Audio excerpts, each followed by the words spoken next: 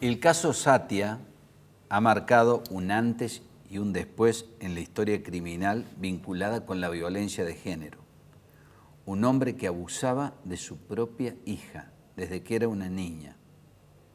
La víctima fue creciendo y en la adolescencia se atrevió a narrar el infierno que había vivido con su padre. La justicia no reaccionó a tiempo, no avanzó y Satia, abrumada por la impotencia y el dolor, se terminó quitando la vida. Finalmente, al abusador y violador también lo condenaron por la muerte de su hija, por el homicidio, porque la justicia entendió que Satia se quitó la vida por responsabilidad de ese hombre. Nos acompañan hoy la doctora Daniela Morales Leanza, que es la abogada de la familia. Buenas noches, doctora. Y Eliana Monjes, prima de Satia, muy vinculada con la familia. Eliana, ¿qué tal? Buenas noches. Bueno, doctora, marcó un antes y un después, sin duda, ¿no? Sí, sin lugar a dudas, sí, sí. Bueno, histórico, como se dice, porque es la primera vez, como bien lo dijiste, que se condena al autor de los abusos por la muerte, además, autoinfligida por la víctima como consecuencia directa de esos abusos. O sea, esos abusos provocaron un grave daño, gravísimo daño, que culminó con esa determinación de la víctima. O sea, se lo considera responsable por esa muerte también. Bueno, aquí la madre de Satia luchó a brazo partido, gravemente enferma, y terminó muriendo pocos días antes de que se diera el veredicto del juicio, ¿no? Mucha impotencia y mucho dolor adentro de la familia. Un infierno, Eliana, ¿no? Sí, sin duda alguna, un infierno. Pero bueno, la justicia nos dio el consuelo de que se haya hecho justicia en medio de tanto dolor que veníamos llevando. ¿Cómo comenzó el padecimiento de Satia? ¿La mamá y el papá de Satia estaban separados? ¿Los abusos comienzan cuando ella iba a visitar a su padre? Sí, efectivamente, ellos estaban separados y Nancy llevaba una enfermedad de Wilson en la cual se enferma y queda postrada en una cama y mi abuela solicita al padre de Satia que la ayudara con los niños, ya que tenía a Nancy, me tenía a mí, porque ella también me criaba a mí, y estaban los dos menores, Cristian y Sasha. Entonces le pidió ayuda y él comenzó a llevarlo los fines de semana. Y o sea, que se revinculara con Satia. Claro, y ahí cuando él llevaba a los chicos para cuidarlos los fines de semana, es cuando comienzan todas estas cosas. ¿Solo abusaba de Satia? Sí. De Satia. ¿Desde qué edad en principio? Desde los 8. Desde los 8. Sí, hasta los 14 más o menos. Un espanto. ¿Y cuándo puede ponerlo en palabras Satia? Sasha lo puso en palabra en el 2017, con 17 años. Primeramente con unas amigas, que las amigas la acompañaron para que le dijera a la mamá con consejos, pero ella no lo hizo. Y después, en una clase de educación sexual en el coli, ahí es donde rompen llanto después de la clase y donde cuenta todo y ahí es donde nos enteramos todos de lo que estaba pasando. ¿Ustedes no habían sospechado nunca de este hombre? No, nunca. ¿Cuál era la fachada que tenía? Siempre se mostró delante de nosotros como un padre cariñoso, pero nunca nos imaginamos que podía hacer detrás de eso todas las cosas que le hacía. Sí. Presenta la denuncia y Satia comenzó a entrar en crisis en ese momento. ¿Ustedes terminaron sorprendidas por la determinación o ya temían que Satia pudiese tomar una actitud de estas características? No, nos sorprendió mucho la determinación que ella tomó. Nunca lo esperamos, pero sí, después de la denuncia es donde ella comienza con todo el tema de las autolesiones y las cosas.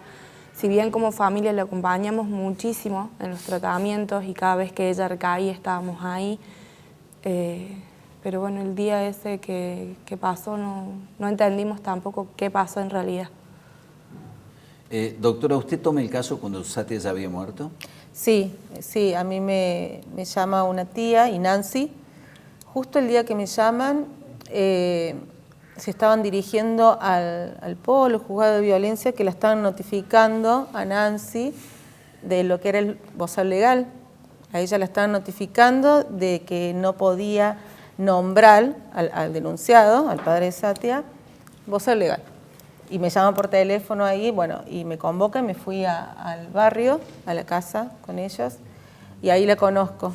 Ahí me pongo a disposición de ella y ahí empezamos, además de trabajar juntas, generamos un vínculo con Nancy, que fue a los 10 días del fallecimiento, 10 días, 28 de enero. Y bueno, al otro día, ese día se hizo una marcha desde el barrio y en ese caminar, que fue de 2-3 horas, fueron que se empezaron a acercar amigas y empezamos a hablar mucho con Nancy y ponerme un poco al tanto de todo lo que había pasado, porque era reconstruir todo lo que había pasado desde la denuncia. Sí. Ahí me pongo en conocimiento de que había denunciado hacía 2-3 años, ya mayo del 2017, esto en enero del 20. O sea que la causa no se movió hasta el estrépito de la muerte de Satia. No, nosotros al otro día nos presentamos con Nancy ante la fiscal Ingrid Vago a pedirle explicaciones que qué había pasado. Ahí yo le pregunto, porque pesaba un secreto de sumario, no había imputación aún. Bueno, me dijo que la causa no estaba archivada, que estaba avanzando, a lo que yo le pregunté si se habían tomado algunas diligencias probatorias, si se habían hecho las pericias, por ejemplo, ya no estaba la víctima. Me dijo que no, que la iban a llevar a cabo. Bueno, ahí nos dimos cuenta de que íbamos a tener que trabajar bastante, y de hecho fue lo que empezamos a trabajar con Nancy, a las amigas a contarnos, a proponer testigos, diligencias probatorias, los teléfonos, la historia clínica, porque Satia realizó un tratamiento psicológico de manera privada. Después se llevó a cabo la pericia, la autopsia psicológica. Todo eso, después ya antes de la elevación a juicio, que fue en diciembre, unos meses antes se logra la imputación. Perdón, pero ¿y qué? Desde la denuncia de Satia, la denuncia original, ¿el expediente estaba casi vacío? Sí. ¿No se habían incorporado pruebas? ¿Les dio alguna explicación la fiscal de por qué pasó esto? Sí. ¿Cuál fue la explicación? Saturación del sistema, falta de recursos, personal. No hubo explicación, eso no es una explicación. En realidad lo único que nos dijo, bueno, estamos sobrepasados, falta de recursos y nada más. Digo, a mí me da mucho temor abordar el tema así, ¿no? Porque yo no quisiera que una víctima tome el ejemplo de Satia para que condenen a su abusador y tome el camino sin retorno que lamentablemente, pobrecita, tomó Satia, ¿no?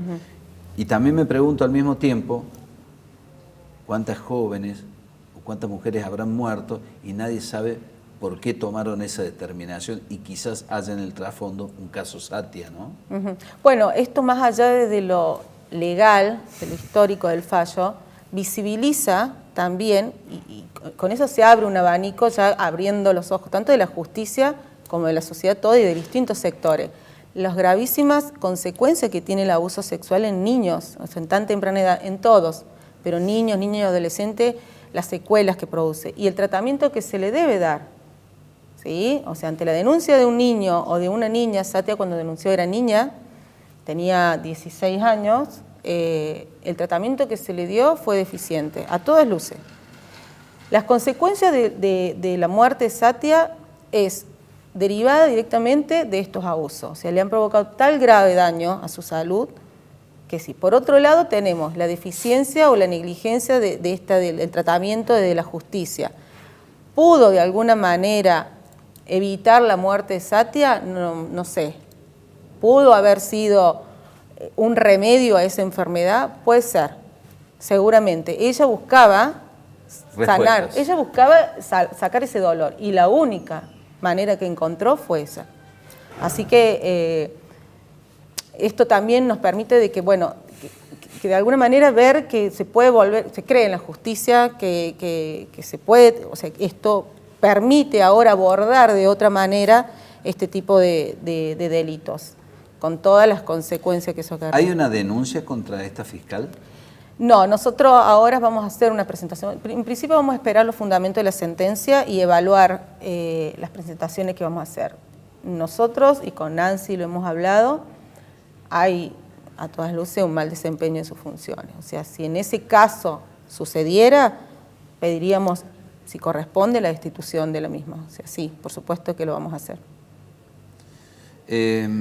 Bueno, seguramente este fallo va a generar que muchas víctimas hablen, ¿no? Sí. Este tipo de situaciones genera que mucha gente se atreva a poner en palabras el drama, ¿no? Sí, de hecho, en las marchas, porque nosotros movilizamos mucho y salíamos a marchar, muchas personas, muchas víctimas se acercaron a mí o a Nancy o a ella a contarle de esa situación. De hecho, hablaron muchos conmigo y muchas vinieron a pedir un poco de asistencia y en ese sentido se animaron a denunciar. Así que la lucha de Nancy y en nombre de Satia visibilizó y de alguna manera también ayudó a muchas víctimas que pudieran creer nuevamente en la justicia. Con esto se puede volver a creer en la justicia y animarse a denunciar. Yo les agradezco a las dos que hayan venido. No, muchas gracias Muchas a vos por la gracias. invitación. Muchas gracias. Muchas gracias. Antes de